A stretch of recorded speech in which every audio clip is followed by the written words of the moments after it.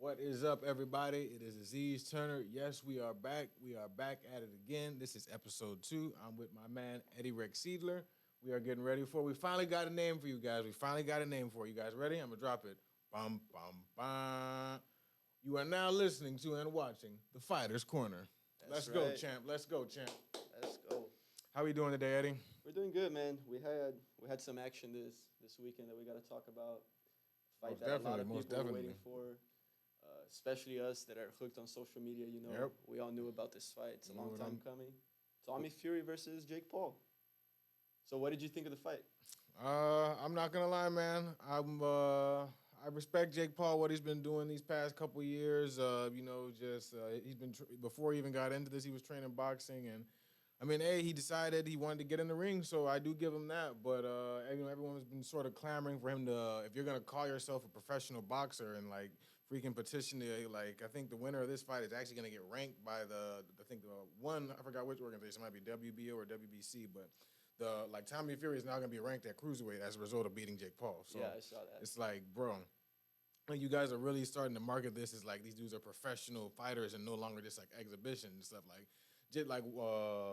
Jake Paul like finally fought someone his age who like kind of grew up like with that boxing training. Like now Tommy Fury isn't like elite yet. Like I remember the only opponents of his who had a winning record were his last two. Mm-hmm. Most of his fights before were guys, like I said, oh yeah, I remember I was literally telling you when we were going to Pollo Tropical that day. You were like, what? One guy he fought has like 96 losses. You were like, ha, they let this guy keep fighting. It looks like a joke if you look at some of the records of his opponents. It's like you're talking about guys with single-digit wins, double-digit losses. Like, Yeah. come on. It's like, what do you tell somebody? Like, I'm a professional boxer. It's like, Yeah. But so Jake Paul finally got in there with the professional boxer in name, and I'm not gonna lie, it looked just like how everybody thought was gonna happen.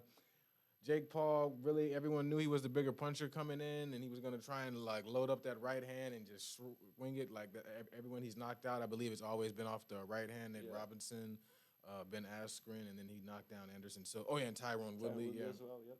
So he knows that's his bread and butter, but I mean, it's one thing when when you only have one sort of method of attack, you kind of have to go out on your go what works, like you go out swinging. And he never really could put it on Tommy. Like Tommy really this was the first person he really fought who understood range control and kind of and not even to an elite level, just the fact that you got to understand that you're fighting someone who's a heavy puncher. I just need to sort of keep backing up and letting him throw that and exposing himself and just counterpunching him. Yeah. And that's kind of what Tommy Fury did. And he started off with a strong jab. Jake Paul didn't really set up his he did land his jabs here and there, but it wasn't anything from consistent. It was just kind of, he just happened to land it. But Tommy really fought behind a consistent jab all fight long. The first round or two, I feel like they were kind of feeling it out, even though Fury is considered, if you want to go on paper, I guess has more experience, even though his past, like you said, his opponents are what if. But he technically had the more experience, but Jake Paul had more experience as far as fighting in these marquee events. So I feel like the first round or two, Tommy maybe was kind of, because the pressure was like, even though a lot of people were saying expecting him to win, some people would literally think he was gonna lose that fight.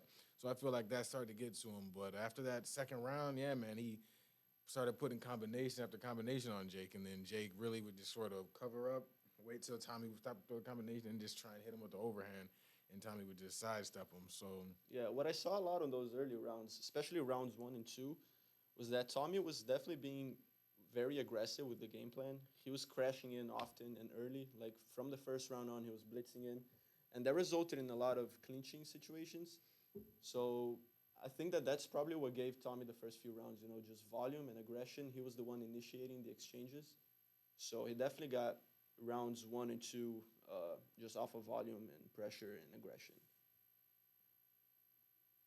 And then I remember Jake Paul toward the middle of the fight, he actually did connect on like a couple, like I think it was 3 overhand rights, and it wasn't like he set him up. He just, Tommy was moving, he just threw it and he connected. But that's the thing, when you're throwing like that, even when you do connect, like you're kind of shocked that you did, so you're not prepared to, put anything behind it. And so he would like hit him and then just be like, oh snap, I finally landed one.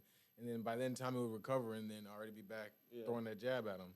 And here's something about this fight, like as I was watching it, and I just rewatched it today, it felt like a close fight, and that's what the scorecards told. Yeah. But if you look at the stats, not that much, right? Yeah. You can see that Tommy Fury really outlanded him pretty much Most every round. definitely. He threw a lot more punches. He landed more punches. But I was impressed with Jake Paul, honestly. Yeah. I was impressed with Jake Paul. I mean, it was a good fight. He held his own, but he was outlanded. He was definitely outboxed, right? Yeah. Jake Paul's a good fighter. He's not that great of a boxer because boxing is not just fighting, Yep. right? And that's what we saw in that fight. It was Tommy Fury outboxing Jake Paul. Most definitely. And you can tell it. You could tell it from their stances. You could tell it from the look in their eyes, right? the way they moved around the ring. Tommy Fury was floating around Jake Paul, and Jake Paul landed some good jabs. He also had landed a few good left hooks as Tommy Fury was kind of pulling. Right? Yeah. He actually, I think he knocked him down with that. He knocked a jab, right? Tommy Fury down with that jab. Yeah, that was on round. Toward the end. Yeah, I think it was the last round. Yeah, it was round 8. And a lot of people thought. Honestly, I think that's what got it. Because the first judge gave the fight to Paul. Yeah. He because it was a split decision. The last two went to Fury, but the first judge gave the fight to Paul. I feel like that knockdown was really why they had it so close as they had on the scorecard. Because that they had it. Because you're right. When you looked at the stats of the fight, man, it was like every 3 punches Tommy landed, Jake would land like one. It's like, man. Yeah. And something that really called my attention in this fight was the referee was kind of wanted some attention, didn't he? Yeah, he did some questionable stuff in that fight. Like that point deduction in round 5, I don't know if I can agree with that. I'm glad that Tommy Fury, you're talking about the one that they did on Jake Paul, right? Right, yeah. I'm glad they took a point away from Fury to sort of even that Afterwards. out. Yeah, That's what I'm because saying. that was like... So let me build a timeline here. So at the end of round 4, there's kind of this exchange where Jake Paul kind of turns his back to Fury, and Fury lands a straight to the back of his head. They were both hitting each other in the back. Yeah, right. And the ref did say so. That was the end of 4th. Nothing happens, right? Round ends. They go back to the corners. Round 5 starts. And then somewhere in the middle, round 5, they're in a clinching position, right? So they're holding each other. And normal clinch strikes, right? Both of them kind of tap each other to the side of the head, a little bit to the back, but they both did it at the same time. Boom, boom. 2 shots for each. Referee stops it right there, pulls Jake Paul, and gets a point just from him, not from Tommy. And let's remember, Tommy had a much worse strike to the back of the head at the end of the 4th. And I even think it's funny you mentioned that the guys on the commentators were like, he originally thought they thought it was taken from both, and they didn't. So as the fight moves on, I don't remember what round it was exactly, but the referee so it was the next round. So round 6, the referee deducts a point for Fury because they clinched. Like it was a normal exchange, right? Like I think Fury came in for a few strikes. Jake kind of ducked, and they went into a clinch. Normal, right? It's been happening all throughout the fight, and then he stops it right there. No point for Fury. So I think that was his way of like balancing his earlier mistake, but it just doesn't look good. And as a rep, sometimes like I can kind of relate to that when you kind of mess up on a car too prematurely. You sometimes feel like you got to justify with another car, but it just ends up messing up. It just looks bad. Exactly. So I definitely agree with you on that. But yeah, man. Other than that, like I was saying before, I think the winner is like now ranked or received a ranking. But yeah, man. But like you said, kudos to Jake Paul. He went out on his shield. I know a lot of people were saying he was gonna make excuses and all that stuff, but no, he seems to be taking it pretty well. I know they have a rematch clause in, so they're probably gonna do a rematch or something. But if you're Tommy Fury, you got to feel a bit vindicated, man, because, just like he was supposed to win this fight. Like, you got Jake Paul, YouTuber, Disney Channel star, whatever, and then you got Tommy Fury, the younger brother of the heavyweight champion of the world. His dad was a big boxer. They have another brother who boxes. Just like he's supposed to have grown up around in this environment. So I feel like that was something he felt very vindicated winning this fight. Yeah, for sure. And then the co-main for that event, it was also a good fight, a very good fight. I was watching the broadcast, and the commentators were saying that that's probably fight of the year so far for boxing. I mean, I really don't watch that many boxing fights to tell you, but it was funny when the guy. It was a good fight. It was funny when the guy did tell it was Badu Jack versus Makaba, and when the guy did tell, hey, Badu Jack, this is a candidate for fight of the year in boxing, and Badu Jack was like, that's not a good thing. So, yeah, but from how the state of boxing, man, it's rare we get to see like those just all on the line, 2 guys coming in, just throwing it all out. A lot of times guys, and even just to see that sort of matchup, just for whatever reason, a lot of guys kind of avoid each other now. Like I remember we were talking about that yesterday in boxing, but whether it be because of promotions or people wanting to keep that zero or good records, but yeah, we did not have that at the co-main. In fact, you could literally say the fight before that was the real boxing match of the night. You know what I'm saying? Yeah. But you had a man by the name of Badu Jack. He's 39 with 28 wins, 3 draws, and 3 losses. His 17 came by KO. And so he started his career at super middleweight, and he won titles there before eventually, he's from Sweden, and he started training in Sweden before he met up. I always say, let's go champ. I get that from Shannon Briggs. He started training with Shannon Briggs when he came to the USA. And then when he came to the USA, Floyd Mayweather noticed him, and then he signed with Mayweather Promotions. Oh, wow. And so that's when he moved. He made the jump to, he went from super middleweight to light heavyweight. And so the fight he just had now, he's at cruiserweight, so now he's a three division belt winner. Yep. So that was something that, and I also believe that oldest cruiserweight champ. Yeah, Oldest, yeah. Oldest cruiserweight champ and first Muslim to win in Saudi Arabia. They were fighting in Saudi Arabia, so it was a lot of never befores, man. And his opponent Makabu was 35, 29 wins, 0 draws, 3 losses, and 25 KOs. And he had just won that belt not too long ago. So he was defending. Makabu was defending. Yep. And a lot of people had, because Badu Jack is kind of, had that storied career. A lot of people, he was fighting the younger guy. A lot of people thought, oh, he's kind of done. But, I mean, my bad. Yeah, he's fighting the younger guy. Even though Makabu was like 35, so he's not too young. But still, he just sort of picked as like kind of, we've like, not necessarily written off, but people were like, we know why he's here. He's just here to give a good performance. And, he's going to go up to the sun. Like, no one thought he was going to win that fight. Mm-hmm. So that's why I feel like it was so much energy and just like shock.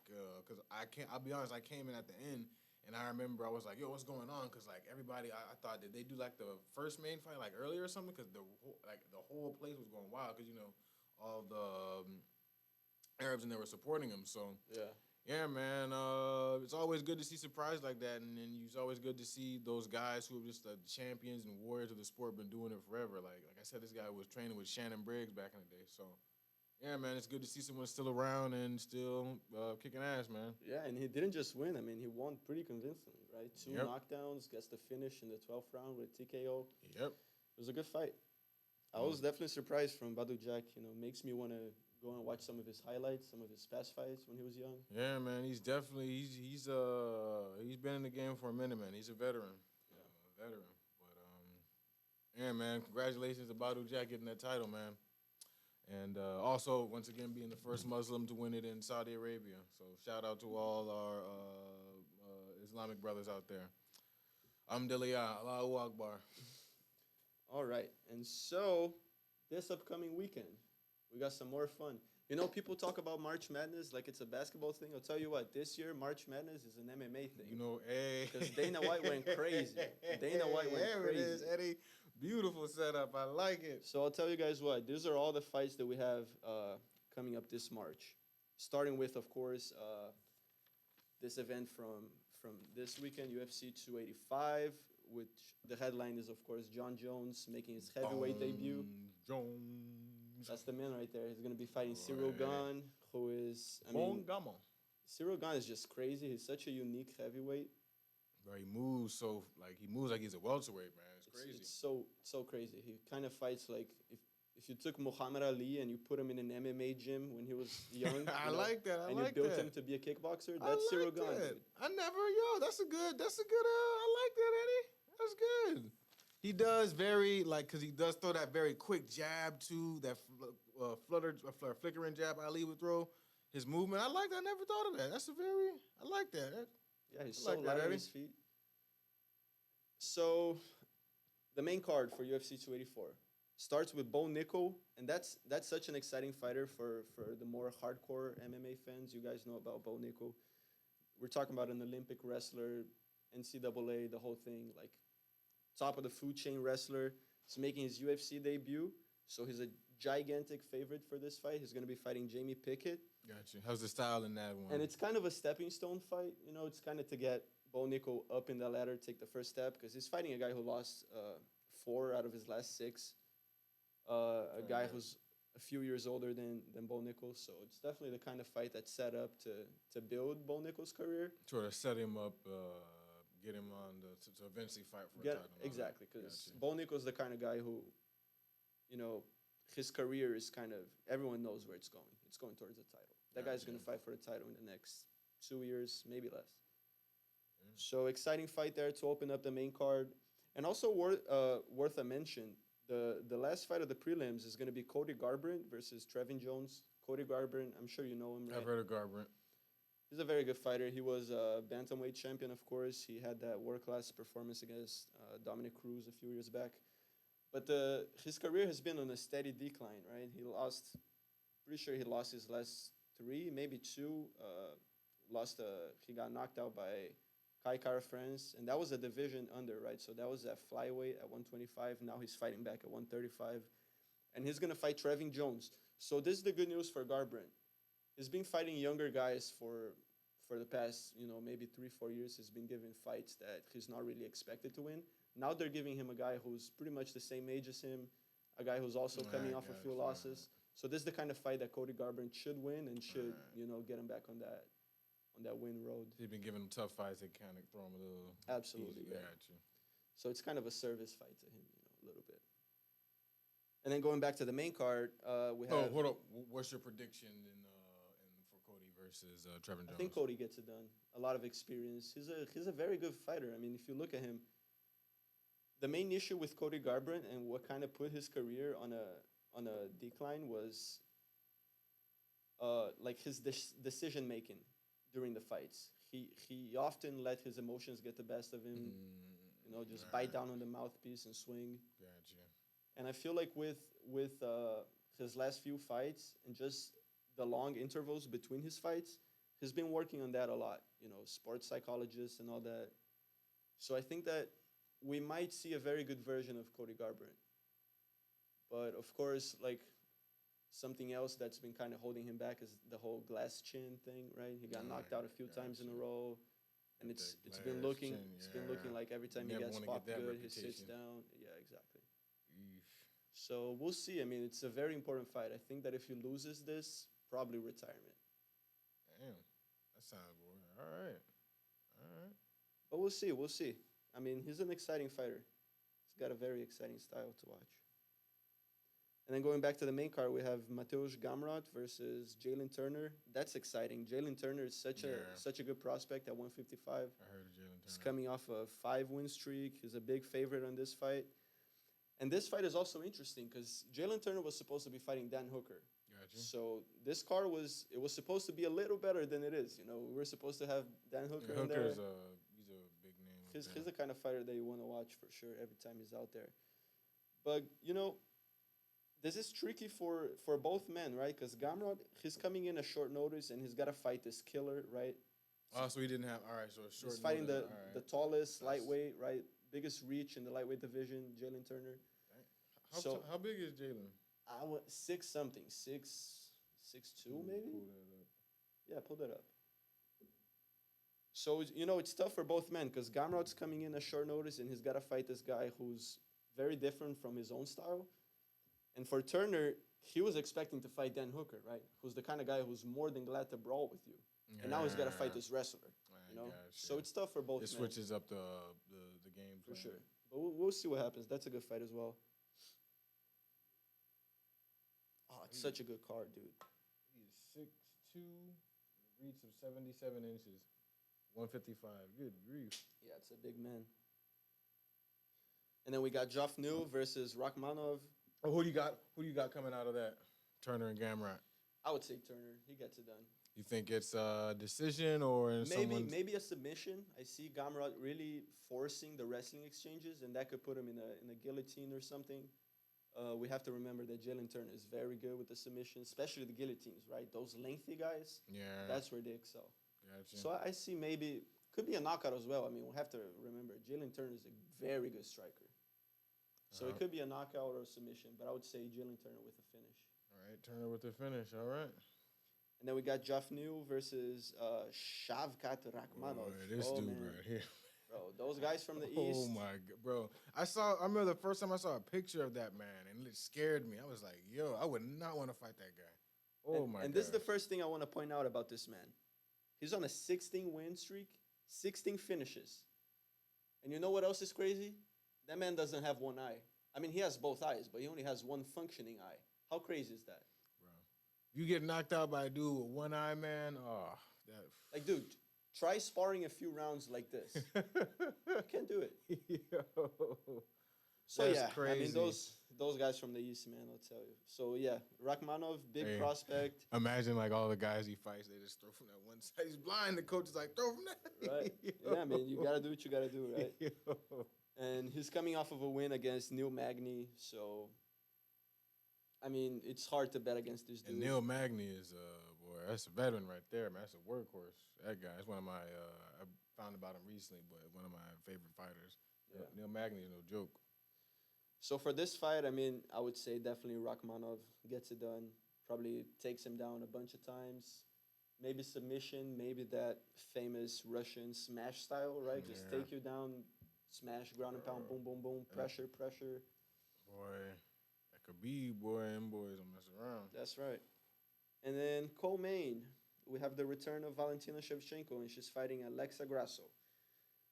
So there's a big story coming into this fight, right? Because What's up? What's up? Shevchenko has been so dominant for so long until her last fight, right? Her last fight was against Tayla Santos, and it was a split decision win for her, but a lot of people thought she lost that fight. So it's that kind of thing where you have a champion who's been so dominant, and then suddenly their aura of invincibility just kind of like when disappears a little that bit. last fight John Jones had with Dominic Reyes. And we're going to touch on that later. Perfect. But definitely. So Valentina is still a big favorite coming into this fight because Alexa Grasso is not the kind of fighter that's, promising enough to be a favorite against the champion, even though she's coming off of a questionable performance. Gotcha. So You think it's kinda like, most people are still picking Valentina. Valentina? She's too Yeah. well rounded. She's so good. I mean, if you go and watch her fights, she's damn near perfect. She's so calculated, Well, no, kind of versatile striking. If she has to take you down, she will. no holes in their game whatsoever. No holes, absolutely. So I would still pick Valentina, but nonetheless, Alexa Grasso is on a 4-win streak. So, you never know, right? That's what everyone was saying before Juliana Pena versus Amanda Nunes, the first one, right? Like, I remember that. Pena has no shot, and then she goes and gets it done. You never know. I remember everyone was freaking hyping her up for that second fight, but then Nunes got that belt. Yeah. Boy, She got it back real quick. Yes, boy, she took that back. But So main event time, right? The fight we've all been waiting for. John Jones has been off for 3 years. Like, the we return can't wait to see this man of back. John Bones Jones, y'all. And not only that, this man is now at heavyweight. John Jones at heavyweight, y'all. That's a scary sight. So his last fight, of course, we all remember was the Dominic Reyes fight.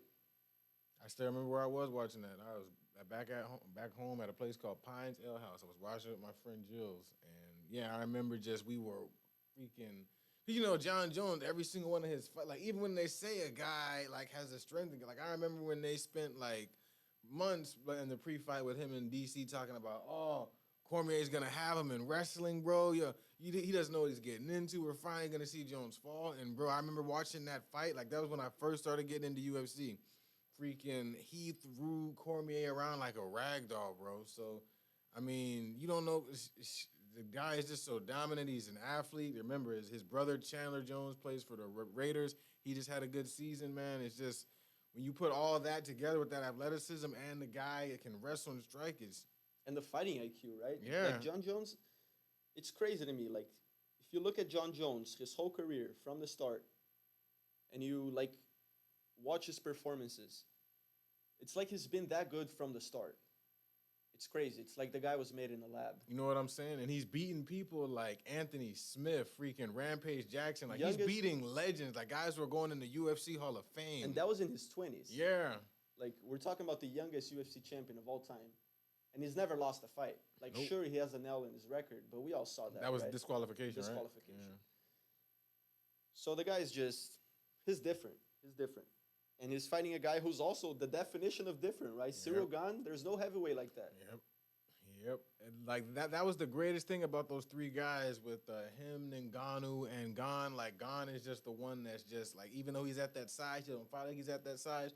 You got Ngannou, which just has it's just a freaking freak of nature with all that power. So that's why I really wanted to see him and Jones, because I feel like Ngannou is the one person that literally like John would fight and be like, all right. Like, I know I normally run through people, but, yo, like, I gotta approach this methodically with this dude, because, I remember, I'll never forget that knockout of Alistair Overeem. Remember when he almost decapitated Overeem with that uppercut? That was crazy, man. That went so viral back in the day, and for good reason. I mean, that was a murder. That was a murder inside a knockdown. Oh, my gosh. So here's what's interesting about this fight to me. The last time we saw John Jones was against Dominic Reyes. And he's a striker, Dominic Reyes. And he's the kind of striker that moves around a lot. And what is Ciryl Gane exactly? He's the kind of striker that moves around a lot. And if you go back and you look at probably John Jones, his toughest fight in his career was the first Gustafsson fight. Mm-hmm. And that's exactly what Gustafsson is. He's the kind of striker that moves around a lot. Do you think so what I'm saying is the kind of style that works against John Jones is a striker that goes after him. Gotcha. And that moves a lot. And that's what Ciryl Gane is.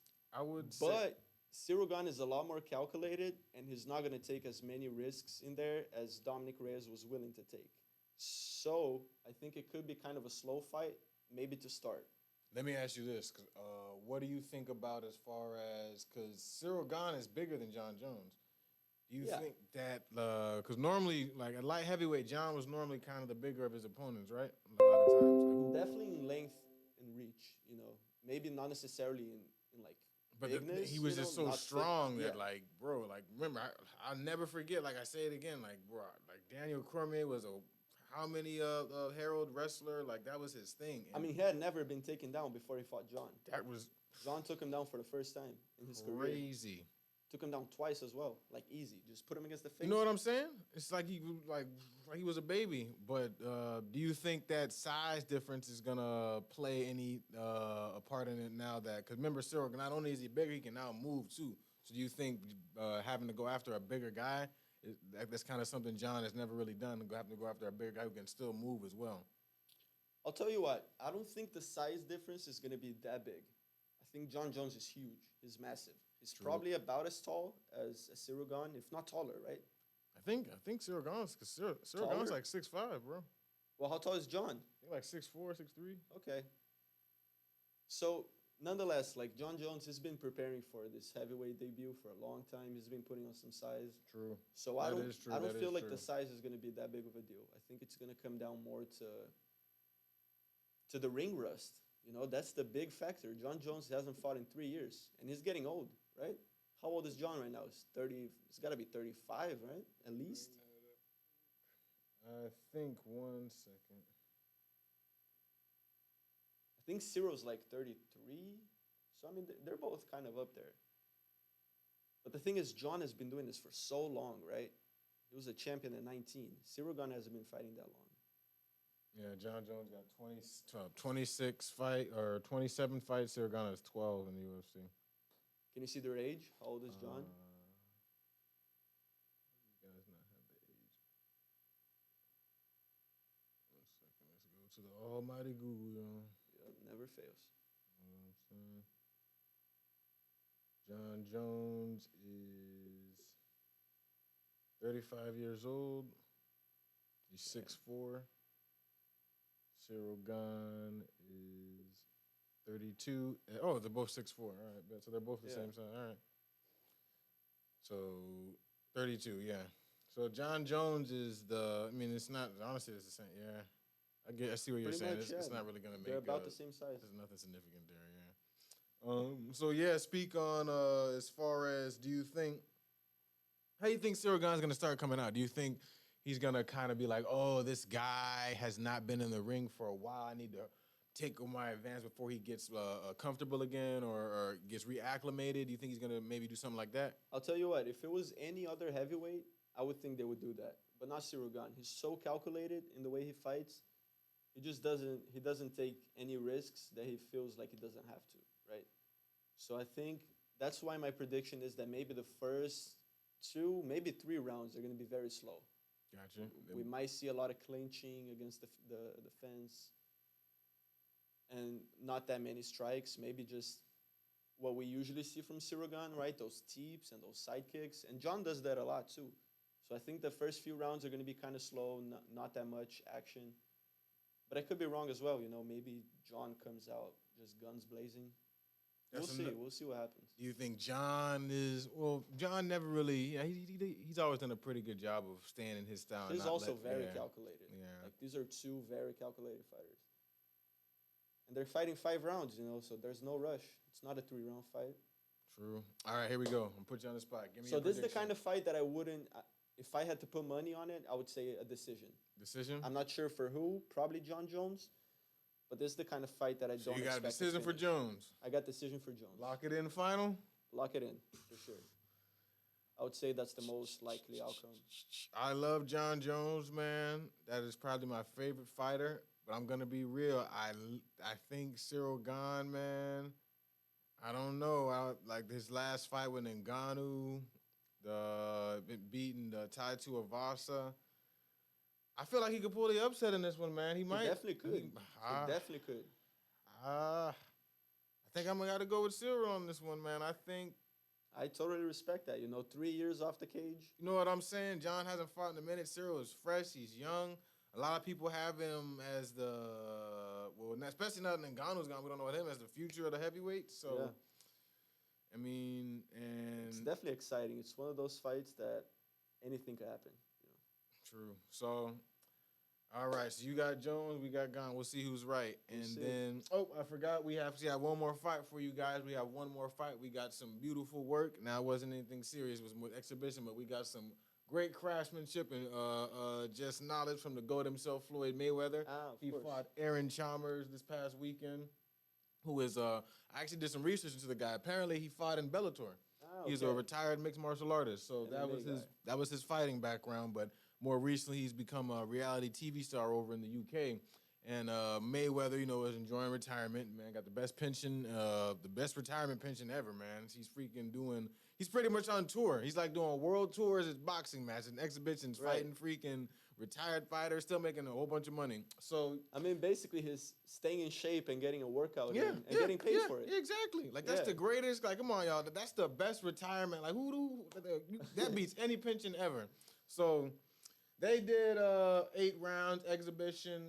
Floyd Mayweather. I mean, we can keep this short, guys. What more can I say?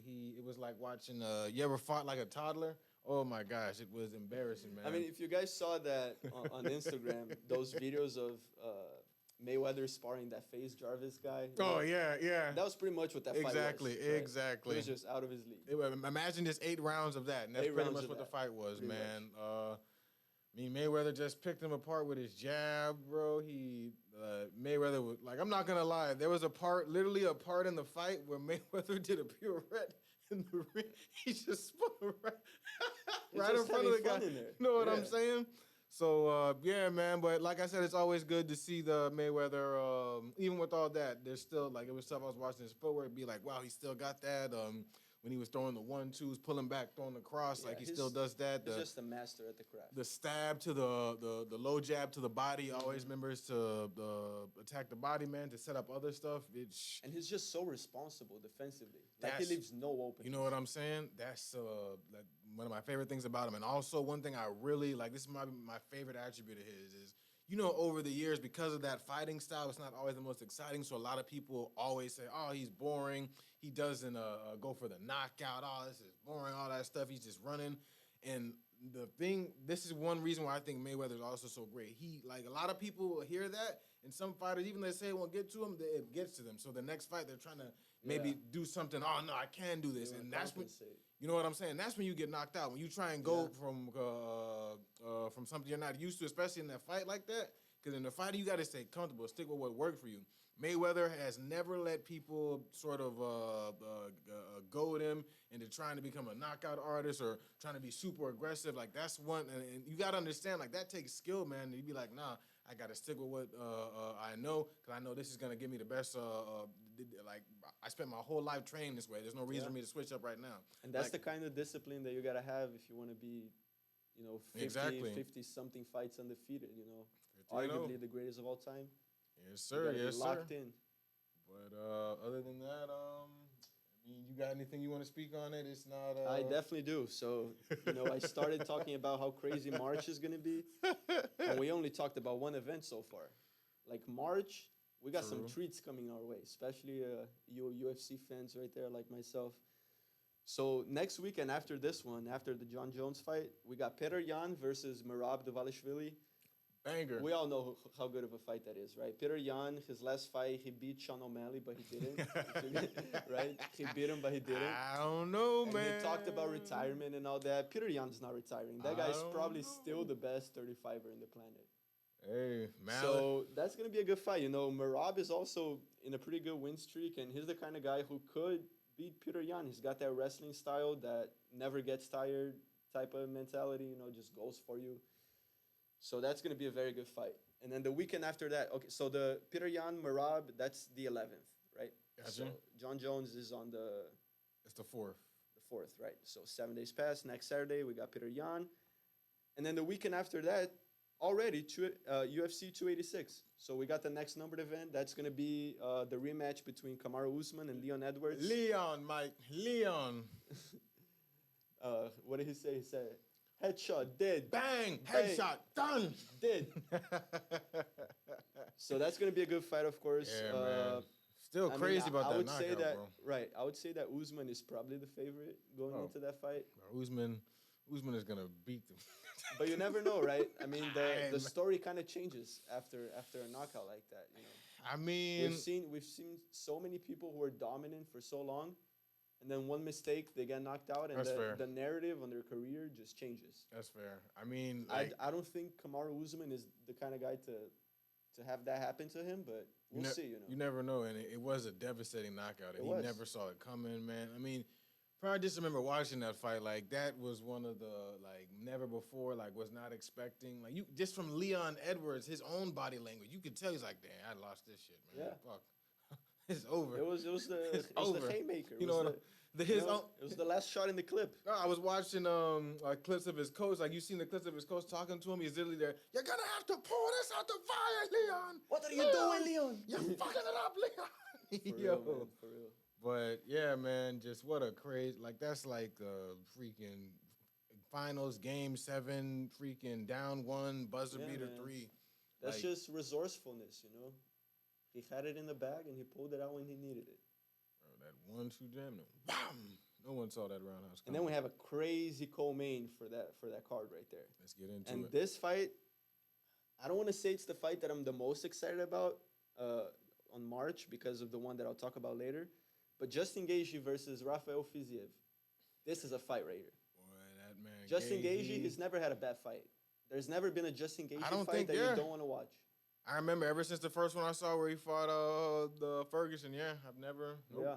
And even before that, if you go and watch Gaethje, his UFC debut when he fought Michael Johnson, crazy fight.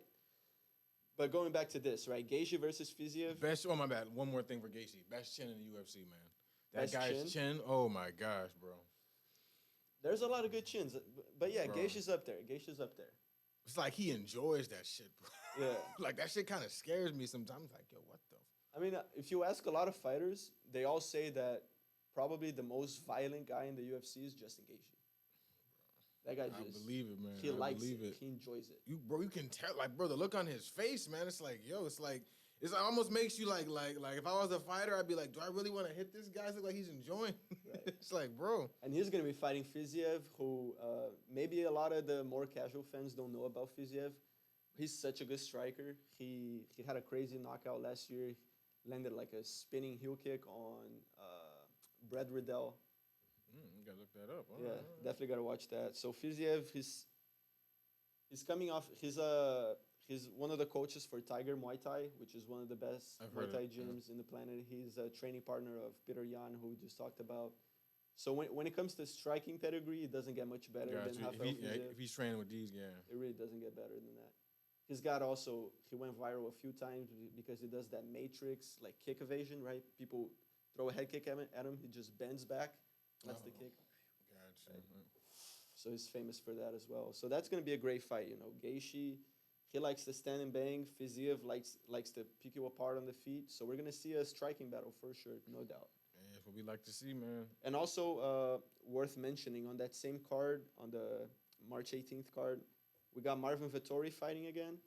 And he's probably maybe 1 or 2 wins away from a title fight at middleweight. At middleweight? At middleweight. So Against who?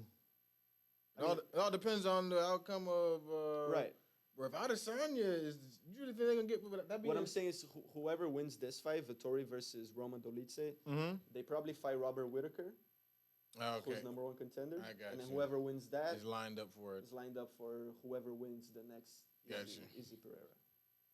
So that's a very important fight for 185. And 185 is a crazy division. How right many now. times is Vittori and Izzy fought twice, right? Twice. Yes, that'll be a trilogy. Okay. Yeah. All right. I like that. I mean, little if trilogy. Izzy wins, right, it might be Pereira. He might have to fight Pereira. True. And if that is the case, I mean, we haven't seen Pereira fight a guy. I'm gonna be real, bro. I don't know how much longer Pereira finna be in that weight division, though. I agree with you. He needs to go to lightweight, bro. That's what I think is gonna happen. He's going to lightweight. I think that even if he wins, even if he beats Izzy this time, this second UFC fight, I think that he goes up to light heavyweight and he has like a super fight with whoever wins, Jamal Hill versus Yuri Prochazka. Yeah. I hope Jamal wins, so if he does fight him, they can kind of do that. Him trying to like avenge Glover, because that'd be a cool storyline. Yeah. Because I know that was his boys. Okay, so that's UFC 286 on March 18th, and then we have one more for March 25th. Oh yes, party Saturday in the after city where the that. heat is on all night and the beach till the break of dawn. Welcome to Miami. So we got Miami. Right. So we got Marlon Chito Vera fighting Corey Sandhagen, and that fight's so exciting, man. I mean, 135 bantamweight is just so stacked right now.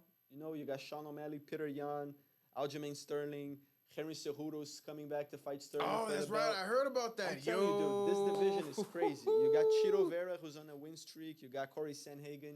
You got guys like Calvin Kattar. Dude, it's such a crazy division. So we got Chito Vera versus Sandhagen. Sandhagen is one of the cleanest fighters I've ever seen in my life. If you look at the guy move, it's just so methodical, it's just clean, it's crisp. Yeah, he's very kind And of. then Chito Vera, he's been in the game for a while, but he's had like a very good resurgence in his career recently. And he's just well-rounded, dude. He's a good striker. He puts you in the clinch. He'll take you down if he needs to. He's got the submissions. That's going to be a very good fight. And he's got the personality as well, Chito Vera. That's the kind of guy that you want to watch. Yeah. So that fight I'm very excited for. That's on March 25th. And it also has title implications. You know, whoever wins that maybe fights whoever loses Aljamain Sterling versus Cejudo. Or maybe whoever wins this fights Sean O'Malley. Let me get you on that. That's what I would say. Whoever wins Chito Vera versus Sandhagen, they're going to book to fight O'Malley. Because O'Malley now is the #1 contender. Because he beat Peter Yan. Because he beat Peter Yan. So whoever wins this fights Sean O'Malley. And then whoever wins that gets the next title shot against probably Cejudo. Because I would say Cejudo beats Aljamain. Yeah, Cejudo, bro. Cejudo is... So can you imagine, dude, the narrative? Like, bantamweight is so crazy. There's so much that's going to happen. Like Cejudo never lost, right? Cejudo he lost.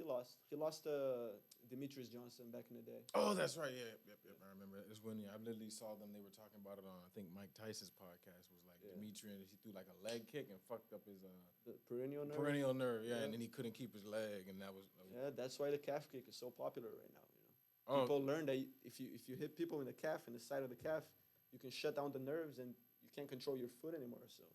Easy way to win a fight if you land a few of those, you know.